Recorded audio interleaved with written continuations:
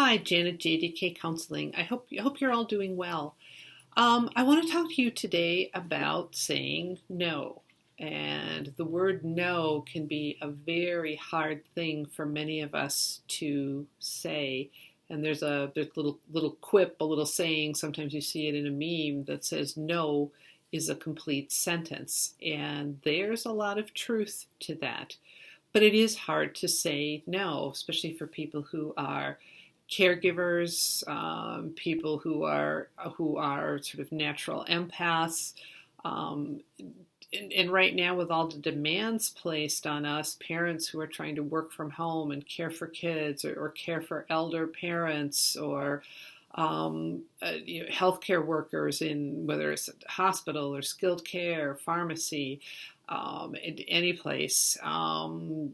The frontline essential workers in grocery stores, and there's so many demands placed on people right now of our time and our energy, and a lot of incredibly legitimate needs and reasons for um, organizations and all kinds of people and places asking for help.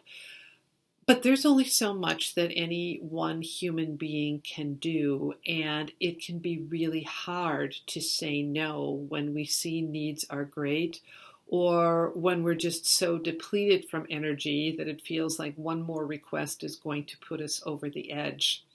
Well, in reality, saying no is a healthy coping skill. Saying no is self care. And the reason it's self care is it's taking care of ourself, our energy, our finite, limited human resources in body, mind, and spirit, so that we can say yes to the things and people and situations and maybe causes, maybe organizations or whatever that truly are most important to us. So saying no can be an exercise where we spend a little bit of time just deciding on our priorities right now in body, mind, and spirit, in relationships, and what we have to do to get through these days. And it's a good stewardship of ourself, our energy, our being, our skills, our talents, so that we can be there for the people that we need to be there for and that we choose to be there for in the way that we want to be there for them, so we can show up as present as possible. Too often, when we say no, we feel like we have to justify or explain the reason why we say no. And to go back to the beginning, the word no is a complete sentence, but that could feel pretty jarring for some of us to just say no. So you can just Google 10 ways to say no, and there's all kinds of polite, firm phrases that indicate that we are not able to or we're choosing not to do or answer whatever this request is.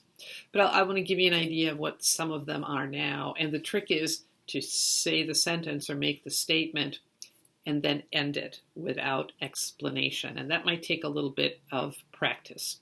So here's one of them. Someone makes a request from you for time or something to do or a project or whatever it is. And it just, thank you for asking me. Thank you for thinking of me, but that won't work for me right now. Or simply, I'd love to do that, but I can't. I'm swamped right now.